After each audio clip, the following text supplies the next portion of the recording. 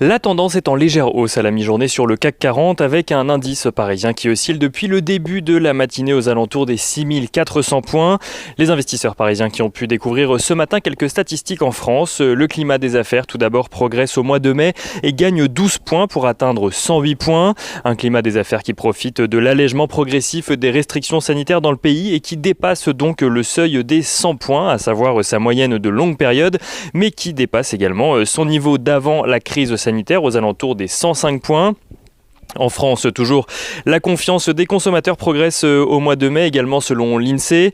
L'indice ressort à 97 points sur le mois, soit en progression de 2 points par rapport au mois d'avril. Mais l'indice n'arrive pour autant pas à atteindre le niveau de sa moyenne longue période, à savoir 100 points.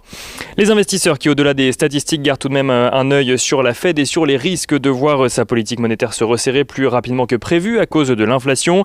Un scénario que beaucoup d'investisseurs semblent cependant laisser de côté pour le moment suite aux déclarations répétées des différents dirigeants de la Fed qui estiment que les tensions inflationnistes ne seront que temporaires. On note d'ailleurs que le rendement obligataire à 10 ans aux États-Unis est au niveau de 1,58% depuis ce matin, en légère baisse donc, alors que l'indice des prix à la consommation PCE Core sera publié vendredi. En Europe, si les craintes de resserrement de la politique monétaire de la BCE sont moins d'actualité, le gouverneur de la Banque de France a tout de même rappelé que les discussions autour de la sortie du PEP ne sont pas pour tout de suite. Des propos qui rappellent ceux de Christine Lagarde la semaine dernière et appuyés ce matin par Fabio Panetta, membre du directoire de la BCE. Du côté des valeurs à suivre à présent à la Bourse de Paris, Engie a annoncé hier soir céder 10% du capital de GTT, ce qui représente 3,7 millions d'actions cédées à des investisseurs institutionnels pour un montant de 67 € par action, soit 7% de moins que le dernier cours de GTT avant l'annonce donc faite par Engie. Parallèlement à cette session, Engie a lancé l'émission d'obligations échangeables en actions GTT d'ici 3 ans avec une prime d'échange de 20%. Deux opérations qui feraient passer à terme la participation d'Engie au capital de GTT d'un peu plus de 40% à environ 20%.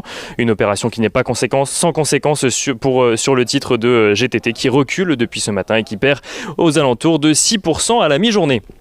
On note également dans cette journée assez calme sur les marchés une initiative peu courante. Une holding marseillaise, ID Sud, a annoncé ce matin lancer un programme de rachat de ses propres actions en vue de leur annulation et propose pour cela à ses actionnaires d'échanger une action ID Sud contre 4 actions de la Française des Jeux, dont ID Sud est actionnaire. Une annonce qui intervient au lendemain de la distribution d'une action gratuite pour 10 actions détenues pour les actionnaires historiques de la Française des Jeux. Et on note également dans le feuilleton Solution 30 que le président du directoire de l'entreprise a expliqué ce matin que Solution 30 avait besoin de quelques mois pour faire certifier ses comptes par un nouveau réviseur. On regarde les plus fortes hausses du jour à la Bourse de Paris qui sont signées L'Oréal, Vinci, Vivendi, Kering ou encore ArcelorMittal. Les plus fortes baisses sont-elles signées par les valeurs bancaires mais aussi par les valeurs automobiles ou encore par Danone dont la recommandation est passée de conserver à vendre par Berenberg. Et du côté des quelques indicateurs clés sur les marchés financiers dont on n'a pas encore parlé, le pétrole est lui juste en dessous des $69. L'once d'or est-elle juste au niveau des $1900, tandis que l'euro-dollar est lui aux alentours des $1,22 pour 1 euro.